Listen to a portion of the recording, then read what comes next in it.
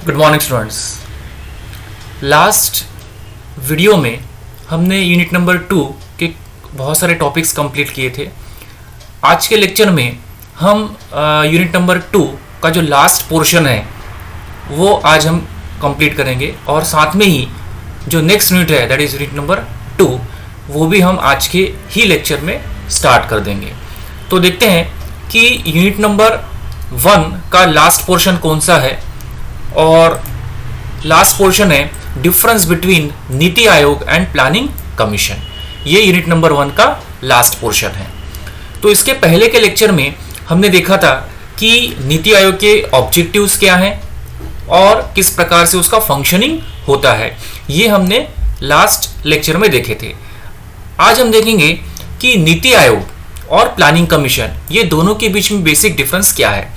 जब हम इंट्रोडक्शन देख रहे थे ये टॉपिक्स के, तब हमने कहा था कि प्लानिंग कमीशन जो 1950 से चला आया है उसका ही नाम अभी नीति आयोग हो गया है और कुछ फंक्शनिंग पैटर्न और कुछ स्ट्रक्चरल चेंजेस नीति आयोग में किए गए हैं। बट बेसिकली प्लानिंग कमीशन का ही नाम अभी नीति आयोग कर दिया गया है, लेकिन उसमें और भी बहुत सारे डिफरेंसेस किए गए हैं। वो डिफरेंसेस क्या है, वो स्ट्रक्चरल चेंजेस क्या है, वर्किंग पैटर्न क्या है और किस प्रकार से नीति आयोग और प्लानिंग कमीशन में डिफरेंस है, वो आज के लेक्चर में हम देखेंगे। सबसे पहले नीति Aayog is only a advisory body. NITI Aayog केवल एडवाइस करेगी, जिसको हम कहते हैं थिंक टैंक। ये थिंक टैंक का ही काम नीति आयोग कर रहेगा। अलोकेशन ऑफ फंड्स जो है वो नीति आयोग नहीं करता। वो अलोकेशन जो फंड्स का होता है it is done by ministry of finance ministry के द्वारा जो फंड्स है, जो पैसा है, उसका अलोकेशन अलग अलग एरियाज में किया जाता है। लेकिन जो प्लानिंग कमीशन पहले जो था उनके पास पावर था फंड्स को अलोकेट करने का स्टेट गवर्नमेंट्स को एंड वेरियस मिनिस्ट्रीज। तो पहले जो प्लानिंग कमीशन था उसके पास पावर थे फंड्स को अलोकेट करने का। फंड्स को अलोकेट किस में करेंगे, स्टेट गवर्नमेंट एंड अलग अलग जो मिनिस्ट्रीज रहती है वो मिनिस्ट्रीज में फंड्स को बांटने का पावर जो है ये प्लानिंग कमीशन को था। लेकिन अभी नीति आयोग को ऐसा कोई पावर नहीं है। नीति आयोग को केवल एक एडवाइजरी बॉडी की तरह ही रखा गया है। उनका फंड्स एलोकेशन का पावर, अथॉरिटी उनके पास नहीं है। तो ये बेसिक डिफरेंस है कि ये केवल एडवाइजरी है और यहाँ पर फंड्स एलोकेशन के पावर प्लानिंग कमीशन को पहले था। नीति आयोग में जो सेक्रेटरी है उसको कहते हैं सीईओ, चीफ एग्जीक्यूटिव ऑफिसर, जिसका अपॉइंटमेंट कौन करते हैं, honourable prime minister. Prime minister ही जो नीति आयोग है उसके सीईओ का अपॉइंटमेंट करते हैं। लेकिन जो प्लानिंग कमीशन जो पहले था उसके जो मेंबर्स और सेक्रेटरी है उनकी जो अपॉइंटमेंट है ये तब एक प्रोसेस थी, एक प्रक्रिया थी। उस प्रक्रिया के थ्रू ही उनका अपॉइंटमेंट किया जाता था। तो ये भी दोनों में डिफरेंस है कि ये जो प्रोसेस पहले जो थी वो प्रोसेस अभी उसको कैंसिल करके उसका अपॉइंटमेंट जो सीईओ का अपॉइंटमेंट है वो भी कौन करेंगे, प्राइम मिनिस्टर। नीति आयोग में the full time members are less, मतलब नीति आयोग में जो फुल टाइम जो मेंबर्स रहते हैं उनकी संख्या को कम कर दिया गया है। लेकिन प्लानिंग कमीशन जब था तब वहां पर 8 जो फुल टाइम मेंबर्स है वो उन्होंने कंपलसरी कॉन्स्टिट्यूशन में रखा था। Then there is a provision for part time members. NITI Aayog में पार्ट टाइम मेंबर्स को अपॉइंट किया जा सकता है, ऐसा प्रावधान, ऐसी प्रोविजन रखी गई है। लेकिन प्लानिंग कमीशन जो था उसमें पार्ट टाइम मेंबर्स का कोई प्रावधान नहीं था। मतलब प्लानिंग कमीशन में पार्ट टाइम मेंबर्स का अपॉइंटमेंट नहीं किया जाता था, लेकिन नीति आयोग में पार्ट टाइम मेंबर्स को की अपॉइंटमेंट की जा सकती है। नीति आयोग में the governing council and state chief ministers are and lieutenant governors, मतलब यहाँ पे गवर्निंग काउंसिल में नीति आयोग में कौन रहेगा, जो अलग अलग राज्यों के जो चीफ मिनिस्टर्स हैं वो रहेंगे और लेफ्टिनेंट गवर्नर जो रहते हैं वो भी वहां पर गवर्निंग काउंसिल में नीति आयोग में रहेंगे। लेकिन जो प्लानिंग कमीशन था वो प्लानिंग कमीशन में the commission reported to national development council that the state chief minister and lieutenant governor, मतलब यहाँ पर एक नेशनल डेवलपमेंट काउंसिल भी इसके साथ में रखा गया था। The state government are counselled for policy making and allocation of funds. अब नीति आयोग और प्लानिंग कमीशन इसके बीच में जो एक मेन डिफरेंस है वो ऐसा है कि नीति आयोग में जो स्टेट गवर्नमेंट है, अलग अलग जो राज्य है, उनको पूछा जाता है पॉलिसी बनाने के पहले और फंड्स को अलोकेट करने के पहले। लेकिन जो प्लानिंग कमीशन था, वो प्लानिंग कमीशन में ऐसा कुछ ज़्यादा पॉलिसी बनाते समय स्टेट गवर्नमेंट को इंपॉर्टेंस नहीं दिया जाता था। प्लानिंग कमीशन अपने प्लान्स बनाती थी और वो स्टेट गवर्नमेंट को रन करना पड़ता था। लेकिन अभी क्या हो गया है नीति आयोग में कि स्टेट गवर्नमेंट्स को पूछा जाता है कि प्लानिंग में क्या क्या चीज़ें इंकॉर्पोरेट होना चाहिए सो दैट आपके स्टेट को फायदा हो।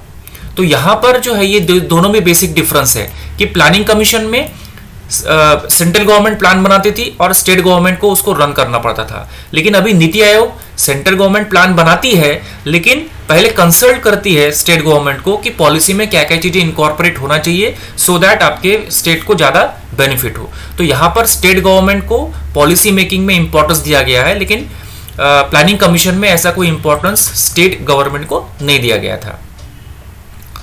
नीति Aayog is only a policy maker and do not possess to impose policies. मतलब नीति आयोग केवल एक पॉलिसी मेकिंग बॉडी है, उस पॉलिसी को इम्पोज करने की अथॉरिटी नीति आयोग के पास नहीं है, ठीक है। लेकिन यहाँ पर कुछ जो अथॉरिटी है ये प्लानिंग कमीशन को दी गई थी।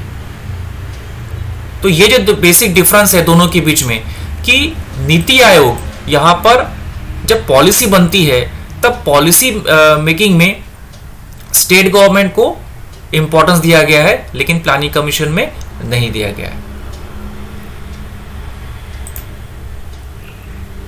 अभी लास्ट स्लाइड में हमने difference between NITI Aayog and planning commission देखा। अभी हम देखेंगे यूनिट नंबर 2 चालू कर देंगे, यूनिट नंबर 1 खत्म हो गया अभी। That is difference between economic growth and economic development. अब ये दोनों के बीच में क्या डिफरेंस है? दिखने के लिए दोनों सेम दिख रहे हैं, इकोनॉमिक ग्रोथ और इकोनॉमिक डेवलपमेंट। मतलब दोनों में इंप्रूवमेंट हो रहा है इकोनॉमी में, लेकिन एक में ग्रोथ शब्द इस्तेमाल किया है, दूसरे में डेवलपमेंट शब्द का इस्तेमाल किया गया है। तो दिखने के लिए दोनों सेम दिख रहे हैं, लेकिन दोनों में कुछ ना कुछ फंडामेंटल डिफरेंस है। अब वो कौन से हैं वो देखेंगे। सबसे पहले मीनिंग क्या है? Economic growth is the increase in real output of the country in a particular span of time. Output मतलब प्रोडक्शन, जिसको हम कहते हैं जीडीपी। तो किसी भी देश में जीडीपी कितना है अगर बढ़ गया होगा, या नेशनल ग्रॉस नेशनल प्रोडक्ट या जीडीपी जिसको कहते हैं, तो वो अगर इंप्रूव हो गया होगा लास्ट ईयर में जितना था उससे अगर इस साल बढ़ गया होगा, तो that is called as economic growth. केवल जीडीपी बढ़ा है।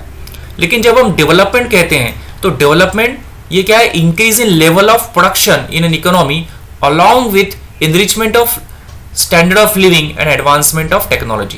यहाँ पर प्रोडक्शन के साथ साथ लोगों का स्टैंडर्ड ऑफ लिविंग, उनकी लाइफ एक्सपेक्टेंसी और HDI ह्यूमन डेवलपमेंट इंडेक्स जिसको कहते हैं, वो भी अगर इंप्रूव हुआ होगा तो हम शब्द इस्तेमाल करेंगे इकोनॉमिक डेवलपमेंट। मतलब इकोनॉमिक डेवलपमेंट एक ब्रॉड कंसेप्ट है as compare to economic growth, क्योंकि इकोनॉमिक ग्रोथ में केवल प्रोडक्शन देखा जाता है कि प्रोडक्शन बढ़ा है क्या, बढ़ गया हो गया तो उसको हम कहेंगे इकोनॉमिक ग्रोथ। लेकिन वो जो डेवलप प्रोडक्शन बढ़ा है उसके साथ में अगर लोगों का स्टैंडर्ड ऑफ लिविंग इंप्रूव हुआ है, उनकी लाइफ एक्सपेक्टेंसी इंप्रूव हुई है, उनका जो टेक्नोलॉजी है उस देश में वो इंप्रूव हुआ है, तो ये सब हुआ होगा तो ही हम शब्द इस्तेमाल करेंगे इकोनॉमिक डेवलपमेंट। तो इकोनॉमिक डेवलपमेंट एक ब्रॉड कंसेप्ट है compare to economic growth.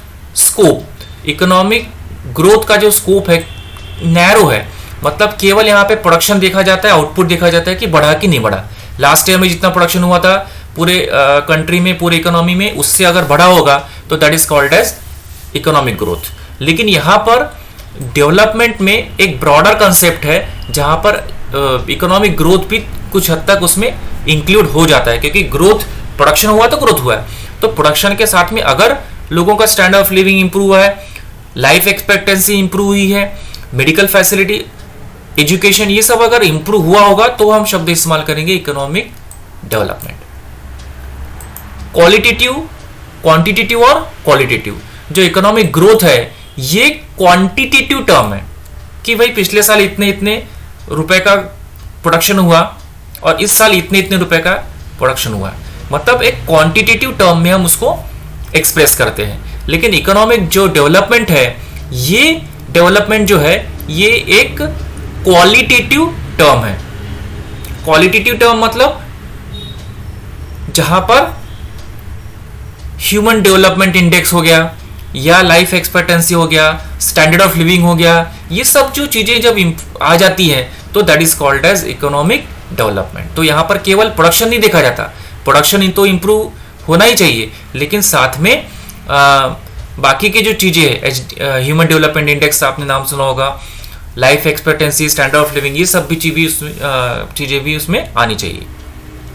Relation to which country मतलब कौन से इकोनॉमी से इसका संबंध होता है। अब जो इकोनॉमिक ग्रोथ है ये डेवलपिंग कंट्री में ज्यादा, क्योंकि क्या होता है कि डेवलपिंग या अंडर डेवलप जो कंट्री है उसमें ये इंपॉर्टेंट होता है कि प्रोडक्शन बढ़ना चाहिए।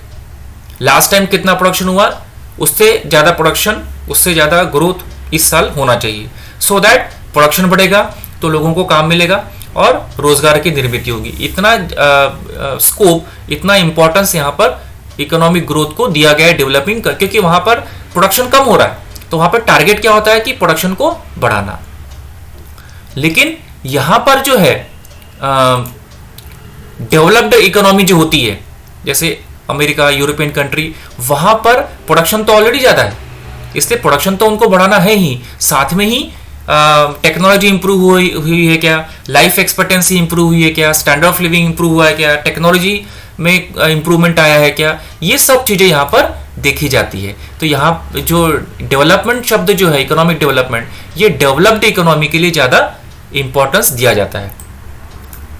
गवर्नमेंट का support, it is more industry driven, so do not require much government support. अब जब हम बात करते हैं इकोनॉमिक ग्रोथ की, थोड़ा बहुत सपोर्ट तो आवश्यक है, लेकिन जब प्रोडक्शन की बात करती है तो जितने भी प्रोड्यूसर्स होते हैं, अगर उनको फायदा मिल रहा है तो वो उसको फैक्ट्री इंडस्ट्री चालू करना ही है, क्योंकि उसको बेनिफिट मिल रहा है। तो उसमें अगर गवर्नमेंट का सपोर्ट थोड़ा कम भी रहा तो भी वो प्रोडक्शन प्लांट अपने लगाने वाला है, लेकिन कुछ ना कुछ मिनिमम सपोर्ट लगेगा, दैट इज फाइन।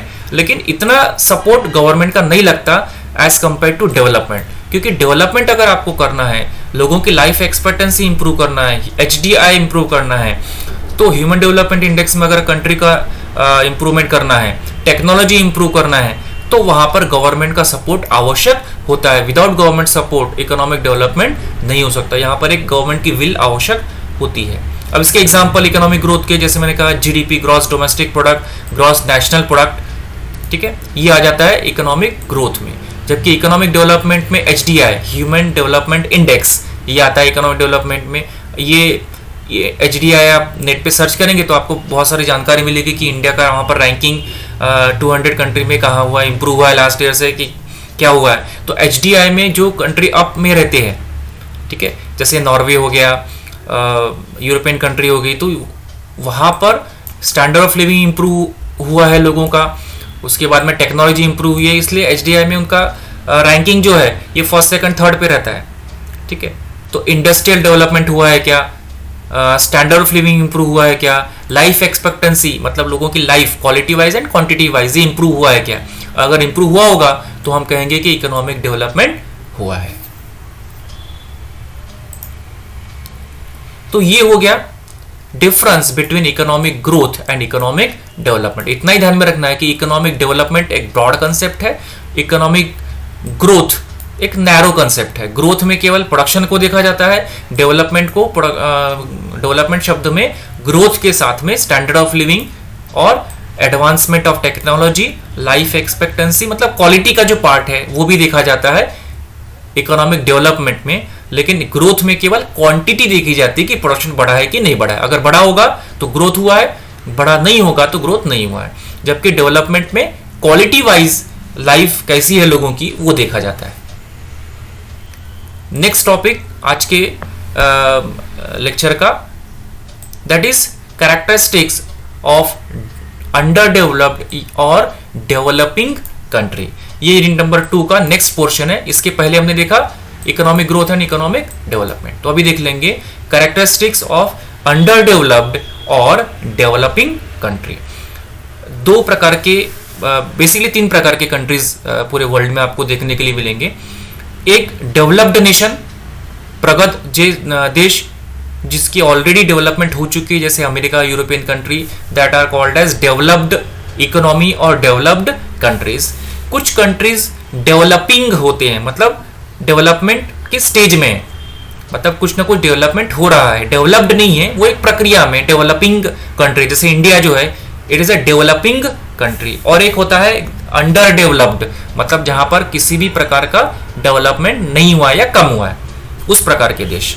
तो कुछ ना कुछ फीचर्स हमको देखना है जहां पर अंडर डेवलप्ड और डेवलपिंग कंट्री, इसके बीच में क्या फीचर्स हैं, ये देशों में क्या फीचर्स हैं, इस अर्थव्यवस्था में आपको क्या देखने के लिए मिलेगा, ये हमको देखना है। अंडर डेवलप्ड और डेवलपिंग कंट्री से इंडिया एक डेवलपिंग कंट्री है, तो आपको इंडिया में क्या क्या फीचर्स आपको इंडिया की अर्थव्यवस्था में आपको देखने के लिए मिलेगा, या इंडिया जैसे जो कंट्री है वहां पर सबसे पहले हाई पॉपुलेशन। जितने भी डेवलपिंग कंट्रीज है, जैसे फॉर एग्जांपल एशिया में बहुत सारे अंडर मतलब डेवलपिंग कंट्रीज है, जैसे इंडिया हो गया, बहुत सारे एशियन कंट्रीज जो है दैट आर डेवलपिंग कंट्रीज।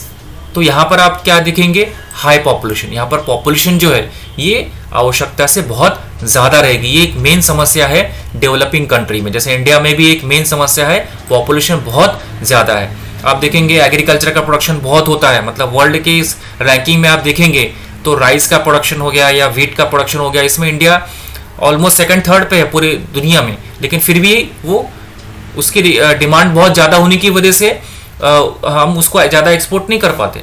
तो पॉपुलेशन ये ज़्यादा होना ये एक मेन फीचर है डेवलपिंग कंट्रीज का। देन डिपेंडेंस ऑन एग्रीकल्चर, ये जो कंट्री है डेवलपिंग कंट्री, ये एग्रीकल्चर पे ज़्यादा डिपेंड है, क्योंकि वहाँ पर पॉपुलेशन ज़्यादा है। तो पॉपुलेशन ज़्यादा होने की वजह से फूड ग्रेन का प्रोडक्शन ज़्यादा करना आवश्यक है, और फूड ग्रेन का प्रोडक्शन अगर ज़्यादा करना है तो आपको एग्रीकल्चर एक्टिविटी ज़्यादा करना पड़ेगा। इसलिए ये जो डेवलपिंग कंट्री है ये एग्रीकल्चर पे ज़्यादा डिपेंड है, और वहाँ पर इंडस्ट्रियल डेवलपमेंट उतना नहीं हुआ है जितना डेवलप्ड नेशन में हुआ है। देन और एक फीचर है पॉवर्टी, मतलब गरीबी। तो गरीबी एक मेन समस्या है जिसका मूल कारण है कि पॉपुलेशन क्या है, ज़्यादा है। पॉपुलेशन ज़्यादा होने की वजह से लोगों को रोजगार नहीं मिलता, और रोजगार मिलता भी है तो सीजनल मिलता है। तो इस वजह से जो गरीबी है उसका स्तर ये डेवलपिंग कंट्री में या अंडर डेवलप्ड कंट्रीज में बहुत ज़्यादा गरीबी रहेगी या है अभी भी। जैसे फॉर एग्जांपल इवन इंडिया में भी आप देखेंगे तो जो गरीबी है, पॉवर्टी है, बहुत ज़्यादा है। मोर अनएम्प्लॉयमेंट, ये भी एक मेन फीचर है डेवलपिंग कंट्री का, क्योंकि यहाँ पर पॉपुलेशन बहुत ज़्यादा है तो उतने लोगों को रोजगार देना ये संभव नहीं हो पाता। इसीलिए यहाँ पर अनएम्प्लॉयमेंट का जो रेट है ये बहुत ज़्यादा है। और तेजी मंदी के दौर में, अगर मंदी का दौर जैसे अभी चालू है, तो वहाँ पर अब आज के दौर में जो अनएम्प्लॉयमेंट का जो लेवल है ये बहुत ज़्यादा है। तो ये एक मेन फीचर है डेवलपिंग कंट्री का कि यहाँ पर जो बेरोजगार है, बेरोजगारी का जो स्तर है ये बहुत ज़्यादा है। क्योंकि अनएम्प्लॉयमेंट ज़्यादा इसलिए भी है कि यहाँ पर एग्रीकल्चर पर बेस्ड इकोनॉमी है, तो जो रोजगार होते भी हैं वो एग्रीकल्चर में सीजनल होते हैं। जब सीजन होता है एग्रीकल्चर का तब वो बिजी रहते हैं, लेकिन साल भर उनको और कुछ इतने काम नहीं रहते। तो इसलिए यहाँ पर बेरोजगारी जो है ये अनएम्प्लॉयमेंट बहुत ज़्यादा है। मोर इलिटरेसी, यहाँ पर जो साक्षरता है उसका रेट कम है, निरक्षर लोग यहाँ पर ज़्यादा है, क्योंकि पॉपुलेशन ज़्यादा है, उतने स्कूल्स कॉलेजेस नहीं हो सकते।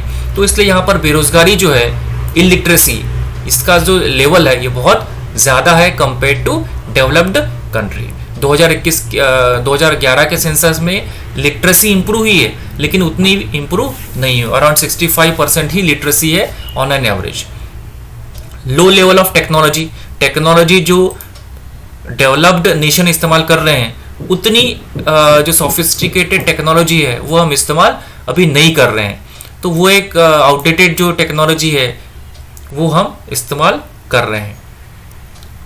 और एक मेन फीचर ये भी है डेवलपिंग कंट्रीज का कि मोर इंपोर्ट्स एंड लेस एक्सपोर्ट। मतलब क्या इंपोर्ट, मतलब क्या कि फॉरेन कंट्रीज से हम कोई गुड्स या सर्विस परचेस कर रहे हैं तो that is called as import. और एक्सपोर्ट मतलब क्या, हमारे कंट्री से हम दूसरे देश को गुड्स या सर्विस बेच रहे हैं, सेल कर रहे हैं, that is called as export. तो आइडियली क्या होना चाहिए, किसी भी देश में एक्सपोर्ट ज्यादा होना चाहिए और इंपोर्ट कम होना चाहिए, सो दैट वो कंट्री में पैसा ज्यादा आएगा। लेकिन अभी क्या हो रहा है कि पॉपुलेशन बहुत ज्यादा है, तो इतने सारे जनसंख्या के लोगों को अगर आपको गुड्स सर्विसेज प्रोवाइड करना है और वो हमारे देश में अगर प्रोड्यूस नहीं हो रही है, तो उतने गुड्स सर्विसेज आपको इंपोर्ट करना पड़ेगा। और इंपोर्ट अगर आपने किए तो पैसा आपको पेमेंट करना पड़ेगा। इंपोर्ट कर रहे हैं मतलब हम क्या कर रहे हैं, परचेस कर रहे हैं फॉरेन कंट्री से। तो आपने कोई वस्तु अगर परचेस किया है तो आपको पेमेंट करना पड़ेगा। सो यहाँ पर जो इंपोर्ट है वो इंपोर्ट क्या है, ये बहुत ज़्यादा करना पड़ेगा। और एक्सपोर्ट कम हो जाएगा ऑलरेडी, क्योंकि यहाँ पर हम क्या कर रहे हैं, वस्तुएं परचेस कर रहे हैं। तो हमारे देश से हम एक्सपोर्ट कर पाएंगे क्या, नहीं। देन ब्लैक मनी, करप्शन का लेवल बहुत ज़्यादा है, अनअकाउंटेड मनी बहुत ज़्यादा है, उसकी वजह से बहुत सारे प्रॉब्लम्स क्रिएट हो रहे हैं। तो एक पैरेलल इकोनॉमी भी कह सकते हैं ऐसे देशों में होती है। देन लो पर कैपिटल इनकम, लोगों अगर आप टोटल नेशनल इनकम को कैलकुलेट करेंगे तो पर हेड जो इनकम होती है पर कैपिटल इनकम वो कम है, क्योंकि बेरोजगारी बहुत है, अनएम्प्लॉयमेंट बहुत ज़्यादा है। तो ऑब्वियसली पर कैपिटल इनकम क्या रहने वाला है, कंपेयर टू डेवलप्ड नेशन कम रहने वाला है। Low rate of capital formation, capital formation का मीनिंग क्या है कि किसी भी देश में कितने नए प्लांट्स, नए इक्विपमेंट शुरू हुए हैं। अगर नए प्लांट्स, नए इक्विपमेंट शुरू हुए होंगे तो कैपिटल फॉर्मेशन ज़्यादा हुआ, ऐसा कहते हैं। अब जो अंडर डेवलप्ड कंट्री में नए प्लांट्स और इक्विपमेंट उतने नहीं लगते कंपेयर टू डेवलप्ड नेशन, तो ये भी एक है। Lack of basic infrastructure, basic infrastructure मतलब जो मूलभूत सुविधाएं होती है, रोड, इरिगेशन, इंडस्ट्री के लिए जो इलेक्ट्रिसिटी, ये जो पानी, ये सब जो सुविधाएं होती हैं वो भी अभी बेसिक इंफ्रास्ट्रक्चर में प्रोवाइड नहीं कर पाती ड्यू टू एक्सेस पॉपुलेशन।